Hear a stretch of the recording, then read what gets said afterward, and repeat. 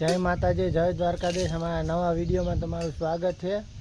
અને આજે દવા ને એવું છાંટવાનું છે ને હાથી ને એવું બધું હાંકવાનું છે। તમે વિડીયોમાં બને રહીજો, મજા આવશે। રાપ ને દાઢા ને એવું બધું આપણે આવી ગયા હાથી હાંકવા। નાલીકોર તુર વાવેલી છે ને એમાં કાંકડી વાવેલી છે અને આમાં હાથી હાંકવાનું છે ને આમાં બધું હાથી આ બધામાં હાંકવાનું છે। દેવાંશી, તારે શું કરવાનું? હાથી ઉપર બેસવાનું। આપણે જો આમાં હાથી હાંકી નાખ્યો, નાલીકોર હાંકવાનું છે અને આ અમારે દેવાંશી અને એમાં ડુંગળી વાવેલી હતી એટલે એમાં બલુરિયા હાંક્યા ને આમાં ઓલું હાંકવાનું છે। એટલે એ તો હાથી બાથી બધું હાંકવાનું છે। અડધું હાંક નાખ્યું, અડધું છે કાંકડીને વેલા કાંક ભાંગે અને કાંક તૂટે અને એવું થાય, પણ વાંધો નહીં કારણ કે ખડ જ બધું થઈ ગયું છે।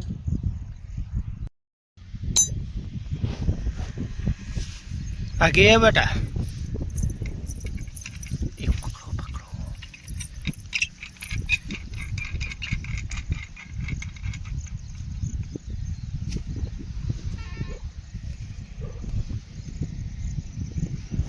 आमा पप्पा नहीं भांगे न?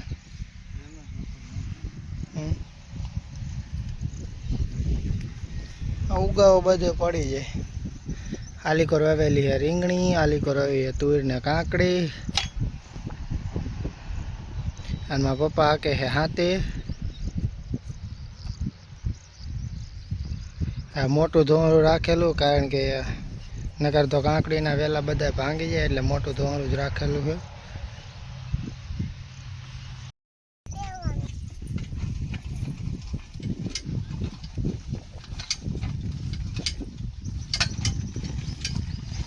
કેમ થાય ઉપર ઠાંડા બાંડા હાંકવા પડશે?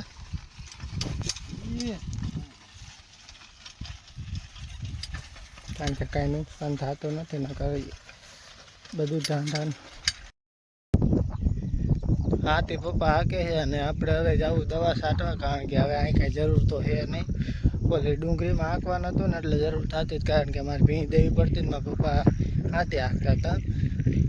હવે જાવી છે દવા છાંટવા અને સેફટી માટે મોઢે બાંધી દીધું છે। અને આ 10 પંપની આ દવા છે, 10 પંપની છે, માંડવીમાં ખડની છાંટવાની છે।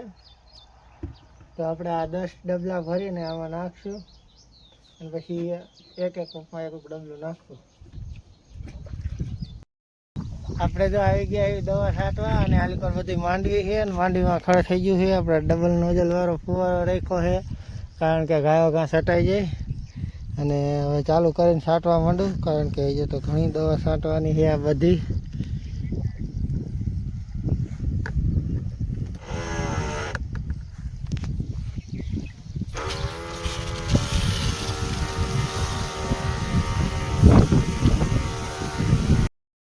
બપોર થઈ ગયા છે અને એ લગભગ 6-7 પંપ જેવું દવા છાંટવાની છે, પણ શું કરું, છાંટવી જ પડશે કારણ કે પછી ડુંગળી ઉપાડવાની છે ને એવું બધું છે, સમજ્યા?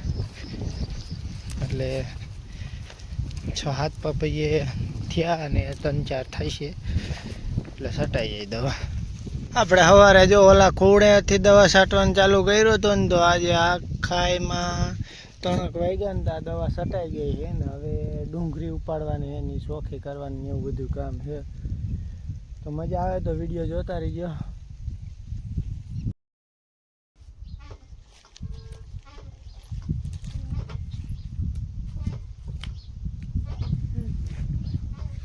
કામ જ કરો અને કહેવાય તો બપોર પછી ડુંગળી ઉપાડી તે કેટલી ઉપડી હું તમને બતાવું, અને આ સાપ ને બધું કરવું પડે।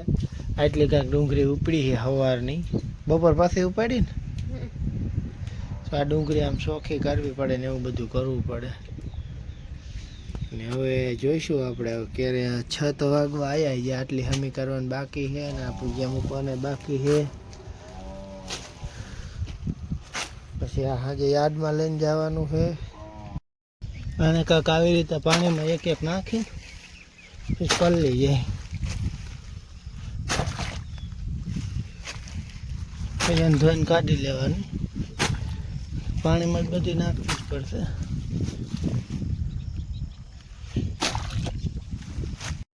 જો આવી રીતે કુંડીમાં નાખી દીધી છે ને પછી આને ધોવાની ને બધું કરવાનું અને પછી ધોઈને પછી લઈ જવાની રાજકોટ માર્કેટ યાર્ડમાં. આ પ્રમાણે બે બાંધીને ખાય ડુંગળીના પોટકા અને પછી હવે હું નીકળી છું 4 વાગ્યા અત્યારે ભૂઈ જાય છે 4 વાગ્યા નીકળીને પછી રાજકોટ યાર્ડમાં જઈ છું.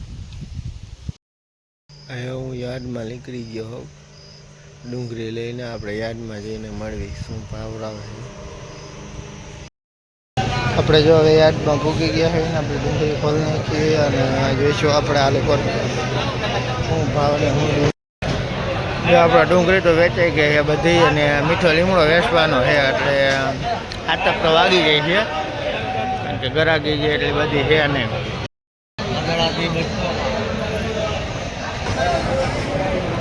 આટલો લીમડો રેવાય છે તો આલુ પર આટલો કાપવાનો છે ને આવડા પૂરિયા વારતો જવો સવાર પડી ગયું છે. લીમડો એ જેવો કેવો એવો 10 નો 2 જ આવશે. 2 નો 5 તો છે 2 નો 5 નહીં આવે કાંઈ નહીં.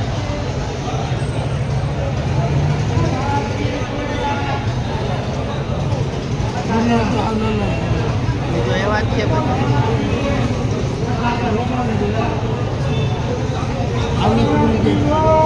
તમે તોય લઈ ગયા એમ.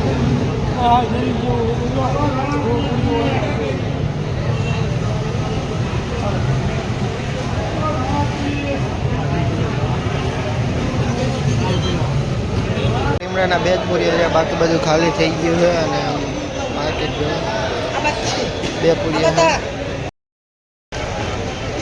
યાદમાં તો નીકળતો હતો વરસાદ ચાલુ થઈ ગયો પણ તો જવું તો પડશે. ધીમો ધીમો વરસાદે આવે છે હવે નીકળવું અહીંથી ગામડે જવું. આપણું ડુંગળી વેચાઈ ગઈ છે અને લીમડો વેચાઈ ગયો છે. આપણે હવે ડુંગળી વેચીને વ્યાયા આવી ઘરે અને ડુંગળી કાંક 50 રૂપિયાની કાંક 40 રૂપિયાની કિલો વેચાણી અને અહીં સુધી વિડીયો જોયો હોય તો લાઈક શેર ને સબસ્ક્રાઈબ કરજો.